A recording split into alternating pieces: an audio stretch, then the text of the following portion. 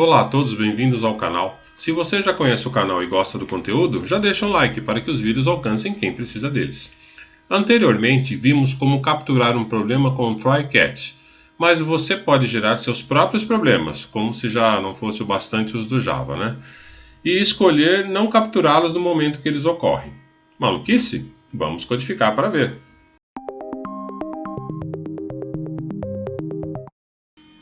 Vamos começar o try. Int i é igual a integer, parse int, um número que não é um número, x99, essa conversão vai dar problema. Vamos aqui no catch e pegar o number format exception. Podemos pegar só exception também, nós estamos pegando exatamente o que ele vai retornar. E aqui um system out println, erro,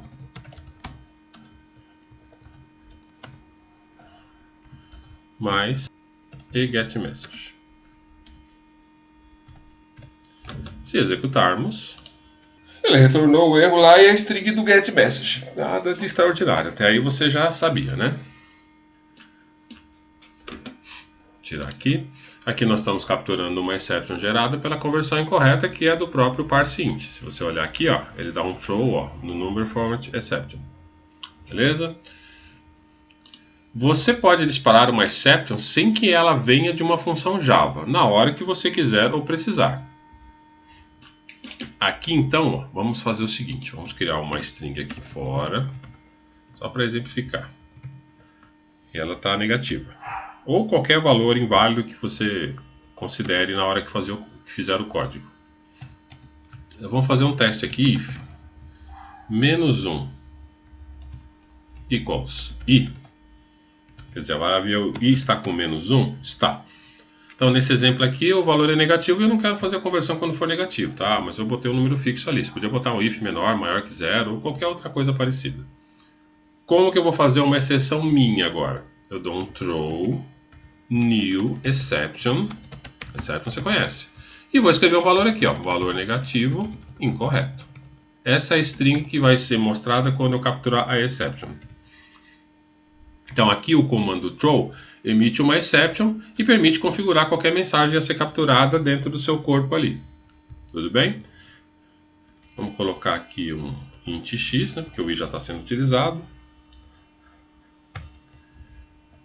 E o i, que a gente vai converter caso ele passe pelo if ali. Aqui além do number exception, eu vou pegar um catch exception e vou dar um system out nele. System out println erro mais e getMessage. Qual é a mensagem que o exception vai trazer? É importante que a exception fique no final do catch, porque se ela ficar no início, ela vai ser a primeira a ser capturada. Aqui no caso, eu quero capturar primeiro o number format exception, caso ele ocorra, e por último a exception. Então, se você tiver vários catches aqui com vários tipos de exception, coloque sempre a exception no final, porque aí se passar por todas eles e não entrar, a exception com certeza vai ser chamada. Vamos executar. Aqui, ó, valor negativo incorreto. Foi exatamente o que eu escrevi aqui na minha exception. Então, aqui eu estou criando uma exception. Minimizar. Aqui utilizamos exceptions já registradas no sistema e mais adiante criaremos nossa própria exception, porque exception aqui já está no sistema, ela faz parte do Java, você não criou ela do nada, você só criou a chamada dela e mudou o conteúdo que ela traz, mas a exception é do Java. Esta é uma facilidade que permite encerrar o código emitindo uma exception, porém a função chamadora ou o código precisa de um catch capturando essa exception. Entendida essa ideia, vamos criar uma exception nossa, personalizada. Vamos dar aqui um new class, Java class, vai ser chamado, a classe vai se chamar número negativo. Como ela é uma exception, ela tem que dar um extends in exception, para poder pegar todas as características que tem uma exception. O que você vai criar aqui é a função construtora, só. Public número negativo, que vai receber uma string. E você só vai dar super pparam. No caso aqui super, se você não sabe ainda, o super vai chamar a construtora da exception. Como eu estou estendendo aqui, ó, número negativo tem sua construtora. Só que eu estou estendendo de uma outra classe que chama exception. Essa classe também tem uma construtora. O super, no caso, vai passar o parâmetro dessa construtora para a construtora da classe estendida. Tudo bem? Esse conceito a gente pode ver mais para frente, mas só para você entender agora como cria uma exception. Você tem que estender ela da exception e chamar a construtora dela. Se você não der super, ele não vai chamar a construtora aqui. Tudo bem? Vamos voltar para o main. É a mesma coisa aqui, só que eu dou, ao invés de exception, eu dou número negativo, que é a minha exception. E ao invés aqui, deixa eu copiar, ao invés de dar exception, eu dou número negativo. Eu podia botar exception aqui também no final, porque aí, se não passasse pelo number format exception e não passasse pelo número negativo, pegaria exception aqui no final. Vou até deixar, tá? Para facilitar o entendimento. Aqui.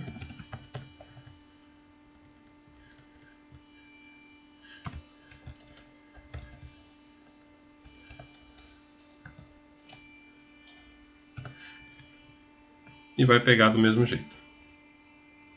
Tudo bem? Exception aqui vai pegar exception e aqui vai pegar valor negativo. Vamos executar para ver. Ele caiu em valor negativo incorreto, porque ao invés de ter caído nessa exception, ele caiu aqui. Entendeu? Se eu tirar e executar,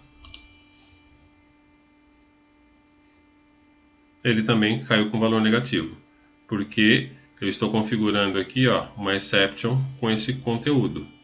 Na falta de qualquer outra coisa, a exception é executada, só que ela mantém as configurações anteriores. O ideal, eu dei um Ctrl Z aqui, o ideal é você criar a sua exception e capturá-la, não ficar dependendo da exception, a não ser que você não saiba o que retorna, mas todas as funções Java, se você colocar o mouse em cima ou olhar a documentação, ela informa o que precisa. A não ser que tenham várias exceptions aqui e você não está interessado em capturar uma a uma, você só quer saber se deu problema, você usa só exception. Tudo bem? A criação de uma exception personalizada envolve mais uma explicação mais clara do problema do que uma novidade em si. Aqui, como eu já disse, né, você está dizendo claramente o que está acontecendo. Né? O número é negativo, não é uma exception genérica. Ao invés de capturar uma exception genérica e não saber direito o que aconteceu, você pode tentar emitir uma exception que tente explicar melhor o problema. Essa é a ideia da criação de uma exception personalizada. Vamos mudar o código para chamar uma função que captura exception. Eu vou arrancar esse daqui, ó. Primeiro eu vou fazer o main aqui, vai ficar mais fácil. Vou chamar a função aqui, né? Ela está estática, eu ainda não criei a classe em si. Agora estou criando a classe. E vamos dar um try. Main. Converter, que eu vou criar ainda. Passando -1. É a mesma ideia, só que eu estou fazendo de uma forma diferente, tá? E o catch, número negativo. Systemout, println, erro. Mais get message. Então essa função só vai ter isso. Aqui vamos tirar. Eu vou copiar tudo isso daqui. E vou criar uma função aqui fora. Public void converter. Ela recebe uma string pparam. Throws. Número negativo. O que significa? Que eu não vou capturar o cat desse cara, mas eu vou permitir que ele emita o sinal e aqui na função estou dizendo para ele, ó, essa função só consegue emitir esse cat aqui, ou só consegue emitir esse sinal de exception. E agora eu vou copiar o que eu já coloquei ali. Então o try está aqui, ó, ele vai testar pparam e vai converter pparam se for o caso. E aqui eu vou deixar só o número negativo aqui. Eu só vou deixar o number exception, aliás. Vou tirar o número negativo, ó, e vou tirar exception. O que está acontecendo aqui? Quando ele for fazer a conversão, ele está entrando no try aqui. Quando ele verificar que o número é negativo, ele vai acionar a exception no número negativo. Só que eu não tenho um cat dela aqui. O que vai acontecer? Ela vai ser enviada de volta para quem chamou. Porque o converter aqui, ó, o corpo da função, está dizendo que a única exception que essa função pode emitir para fora é o número negativo. O number format exception não vai ser emitido para fora, vai ser capturado aqui mesmo. Vamos executar para ver? Ah lá, número negativo incorreto. O que aconteceu? O number format exception não foi executado porque eu claramente aqui executei número negativo. Só que eu não tenho um cat dele e estou dizendo para a função que ela pode retornar um número negativo, como uma exception. E aqui eu capturo ele. Como eu comentei anteriormente, em algum lugar alguém tem que capturar a exception. Como não foi aqui dentro da função, eu mandei ele fazer o retorno da exception, alguém tem que capturar aqui fora. Se eu tirar isso daqui, ele vai dar erro porque ele precisa ser capturado de alguma forma. Então, para finalizar, vamos supor que a mesma conversão dê problema. Precisamos que o valor seja iniciado com o valor padrão e não quebrar o código. E ele deve continuar de alguma forma. Eu não quero capturar uma exception e cair fora da função. Eu quero simplesmente continuar. Aqui eu vou dar no try aqui um int i igual a main converter, passando 99, um número válido, não vai ser nenhum problema. Vou mandar imprimir system out println resultado mais i. Ele está dando um erro aqui, ó, porque o interconverter não está retornando valor, mas ele vai retornar. Aí captura um número negativo, sem nenhum problema. E aqui, ao invés de void, eu retorno um int. Aqui eu crio um inteiro, igual a 0. E faço a conversão aqui, ó. Não vou fazer nenhum teste, tá? Só vou fazer a conversão. Eu quero que ele continue mesmo que dê erro. Não quero que gere uma exception. Então aqui eu vou colocar i é igual a integer parse pparam. Se der um number format vai dar erro. E um finally aqui. Finally retorne i. Vamos executar e eu explico por que tem esse finally aí. Resultado 99. Muito bom. Fez nada demais, né? Aparentemente. Só o finally aqui que está esquisito. Nesse exemplo, independente de haver ou não uma exception, não importa qual, finally sempre será executado. Vamos gerar uma exception para você ter certeza do que eu estou falando é verdade. Vamos voltar aqui, ó, e vamos botar um AA. Isso aqui é uma conversão inválida, né? Quando der o integer parse int aqui, ele vai cair para a exception. Tudo bem? Vamos executar. Ah, faltou uma coisa aqui, ó, ele retornou 0, né? Faltou uma coisa aqui que eu esqueci de colocar. Aqui eu vou botar i igual a -1 para quando retornar. Quando ele retornar -1, eu sei que teve um erro lá dentro, mas não gerou uma exception que parou o programa. Vou executar. Retornou -1. Ele deu aqui, ó, erro, né? A string é A, mas ele teve um retorno -1. Percebeu que, apesar do cat finally foi executado, mesmo caindo aqui no cat, ele executou o finally. Para não ficar dúvida, finally sempre será executado após o try catch. Vamos inverter a mensagem e ver como é que ele executa. Vamos colocar return 1 aqui, ó. Vamos colocar aqui essa mensagem. Ela vai no finally. E aqui no cat, no cat vamos dar um return -1.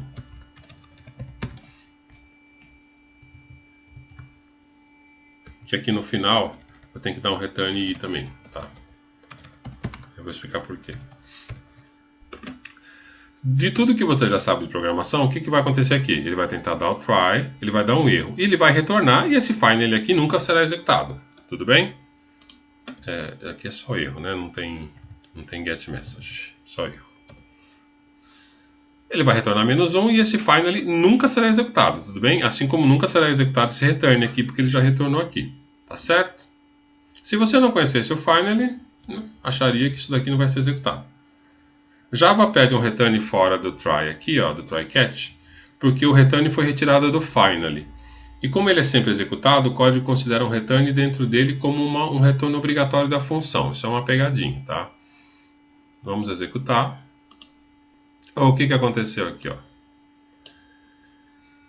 Ele caiu no number format exception, porque está errado. Ele deu o return, mas ao mesmo tempo imprimiu também o erro. Quer dizer, ele primeiro imprimiu o erro, depois imprimiu o return 1. Você percebeu que o finally é executado de qualquer forma? Apesar de eu ter dado o return aqui, ó, e pela lei da lógica, esse finally aqui nunca seria executado. O Java faz internamente que o finally é executado antes de qualquer catch aqui. Logo, se você tem uma função try catch finally, o finally sempre será executado. Você pode capturar, você pode tratar qualquer problema que deu no catch aqui com o finally. Você não precisa sair da função, você pode continuar com ela. Aqui eu posso continuar sem maiores problemas. Se eu tirar o return, se eu der só um system erro aqui, ó, system out print ln erro no catch e executar. Por que ele retornou 0 aqui? Porque o i começou com 0. Então ele caiu aqui no catch, aí ele imprimiu erro no catch. Tudo bem. Depois que ele terminou o catch, eu falei antes, mas na verdade depois que ele terminou o catch, ele executou o finally. De qualquer forma, foi executado o finally. E aí ele caiu para o return i, que retornou 0. No caso, quando ele deu um return 1 aqui, o que aconteceu? O Java percebeu que o return 1 ia matar o finally, então ele executou o finally primeiro e depois executou o catch que deu o return. Nesse caso aqui, começou a mensagem, ele executou primeiro o catch e depois o finally. Tem que tomar muito cuidado aqui com a ordem das coisas, tá? Tem sempre que estar em mente que o finally é executado, não importa se caiu o catch ou não. Então tenta evitar dar retornos aqui no catch para não criar confusão. Agora vamos fazer uma pegadinha. Eu vou dar um converter aqui no número negativo. Vai para o resultado. Aqui na função de conversão, eu vou fazer um teste aqui. If -1 equals pparam throw new número negativo inválido. Ele está dando um throw aqui, certo? Igual a gente fez no exemplo alguns minutos atrás. Ele vai fazer a conversão se for necessário. Aí tem o number format aqui e tem o finally. O number format vai dar e o finally vai dar um return -1. Como eu estou dando no finally e ele é executado sempre, eu não preciso desse return aqui, ele está duplicado. E agora, o que vai acontecer aqui, ó? Ele vai executar o throw, vai executar o finally, ou vai executar os dois ao mesmo tempo? Porque eu estou dando um throw bem no meio aqui, né? Não está no catch, ele está direto no try, né? Então esse throw aqui ele vai emitir e vai matar o finally. O que você acha que vai acontecer? Vamos executar. Ele só executou o finally. O throw aqui ficou perdido. Ele não fez a emissão e se perdeu no sistema. Não deu erro de compilação, não deu nenhum warning. Simplesmente perdeu esse throw porque o finally aqui tem precedência sobre qualquer coisa. Tudo que for executado aqui, o finally vai ser executado. E o throw aqui, no caso, eu estou tentando emitir uma exception e ela não foi emitida. Ela se perdeu com o finally aqui. Então fique com isso em mente. Se você tem uma saída via throw, não é aconselhável utilizar o finally. A utilização dele segue a ideia de que você quer que o código continue e não que ele saia da função ou do bloco. Então tome cuidado, faça testes antes de colocar um código em produção para que você não tenha surpresas. Por favor, não esqueça de dar um like, inscreva-se no canal e clique no sino para receber notificações. Obrigado.